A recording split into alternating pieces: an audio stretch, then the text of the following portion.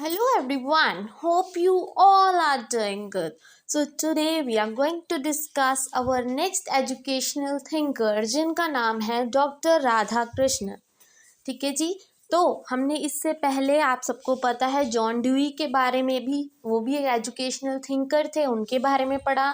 और सेकंड में हमने स्वामी विवेकानंद जी के बारे में पढ़ा. अब हम आएंगे अपने थर्ड एजुकेशनल थिंकर पे जिनका नाम है डॉक्टर राधा कृष्णन.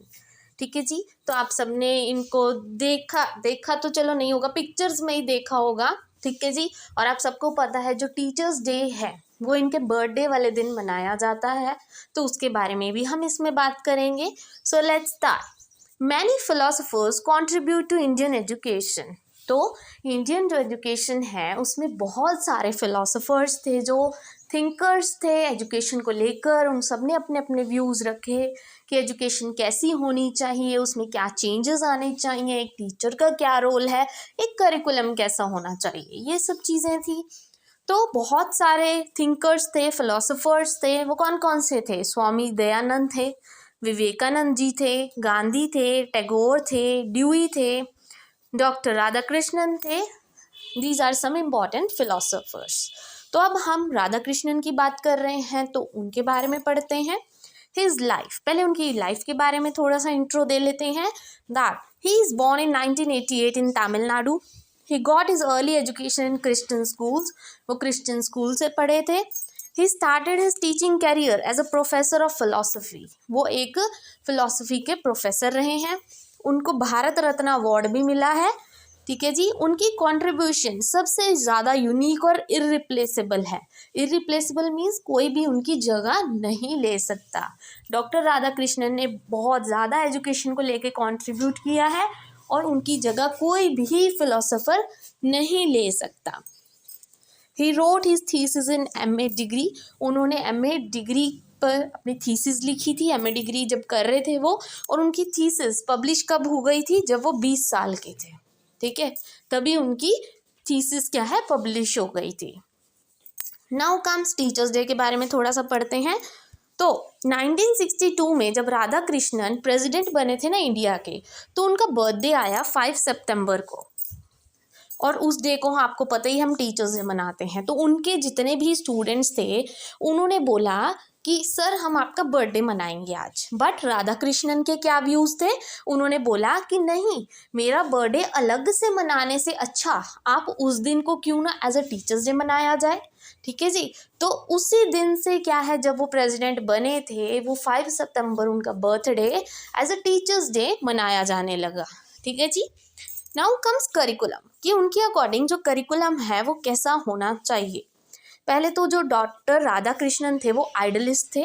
आइडलिज्म का मतलब क्या होता है कि उनका कहना ये था राधा कृष्णन का कि जो लाइफ है ना हमारी, उसका एक पर्पस है. ठीक है, एक गोल है, कुछ वैल्यूज़ हैं, कुछ आइडियल्स हैं इस लाइफ के, और बहुत सारा प्रोसेस है जिससे क्या है हमें डायरेक्शन मिलती है, दिशा मिलती है, और इससे हम अपने गोल को अचीव करते हैं जो हम पाना चाहते हैं. ये उनके व्यूज़ थे. उन्होंने अपने करिकुलम में कौन से सब्जेक्ट इंट्रोड्यूस करने को बोला कि करिकुलम में कौन कौन से सब्जेक्ट्स होने चाहिए जो हमें बच्चों को पढ़ाने चाहिए. Yoga, religion, morality, science, geography, agriculture, political science, ethics, literature and philosophy for the students. Then intellectual और moral activities तो होनी ही चाहिए. Along with that, poetry, arts, maths must be taught. ठीक है, तो करिकुलम में ये सारे सब्जेक्ट्स और ये मॉरल एक्टिविटीज़ वगैरह सब कुछ इंक्लूड होनी चाहिए. देन मेथड्स ऑफ टीचिंग, उनके अकॉर्डिंग जो टीचिंग मेथड्स हैं वो कैसे होने चाहिए. इंट्यूशंस, कि बच्चा देख के सीखे. सेल्फ नॉलेज, सॉरी वो इमिटेशन होता है, दिस इज इंट्यूशन. इंट्यूशन मतलब जो पहले ही जैसे हमें पता लग जाता है कि हाँ ये चीज़ मैं सोच ही रही थी कि होने वाली है और एज इट इज़ वही चीज़ हो जाती है, वो होता है intuition. Reasoning is a source of knowledge, कि बच्चा रीज़न आउट करे कि ये क्यों हुआ क्यों नहीं हुआ. जब उसको रीज़न पता लगेगा खुद ब खुद उसकी नॉलेज डेवलप होगी.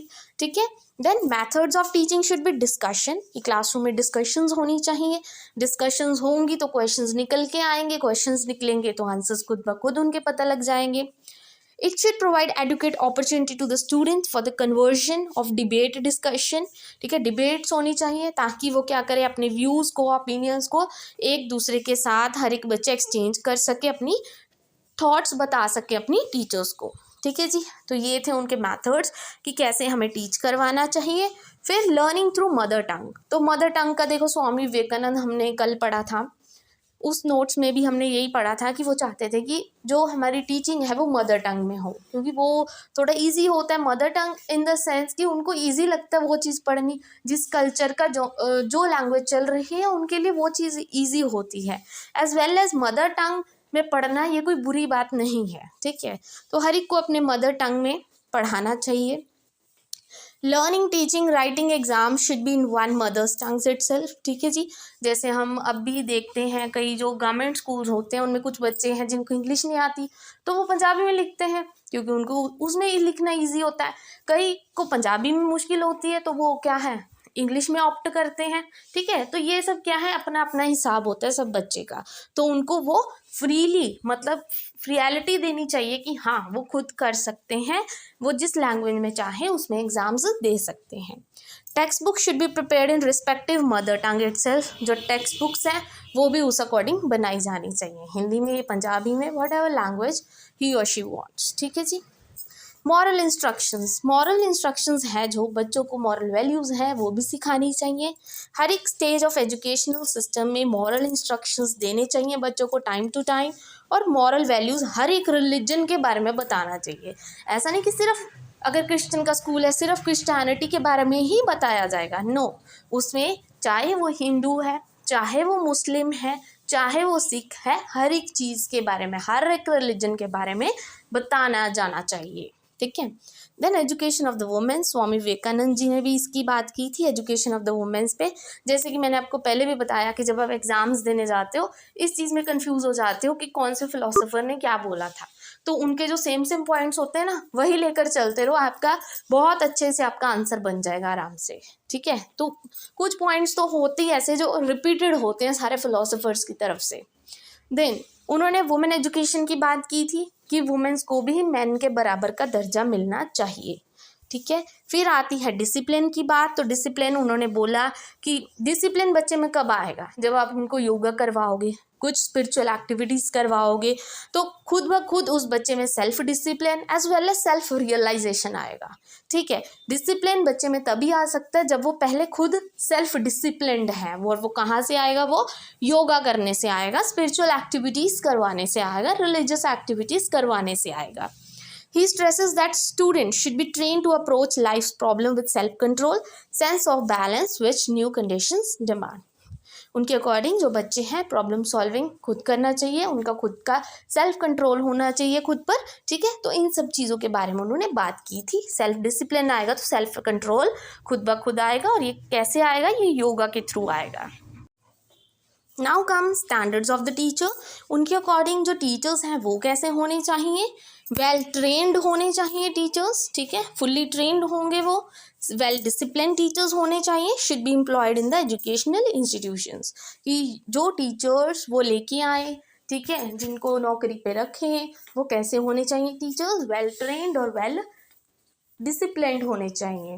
ठीक है, क्योंकि अगर टीचर्स खुद डिसिप्लिन्ड होंगे, खुद ट्रेंड होंगे, तो वो बच्चों को भी बहुत अच्छा पढ़ा सकते हैं, उनको भी अच्छा डिसिप्लिन सिखाएंगे, अच्छी मॉरल वैल्यूज सिखाएंगे। Then comes to the last, that is conclusion, कि जो doctor Radhakrishnan life and contribution to the school of Indian modern philosophy are invaluable. He has learned man as an educator who contribute a lot in education. ठीक है जी, जो doctor Radhakrishnan थे उन्होंने education में बहुत ज़्यादा अपना योगदान दिया था। ठीक है, कंट्रीब्यूशन दिया था। और अगर आपको आज की वीडियो अच्छी लगी हो then please don't forget to like and subscribe my channel, and don't worry, exam से पहले आपको सारे नोट्स मिल जाएंगे। All the very best for your exams.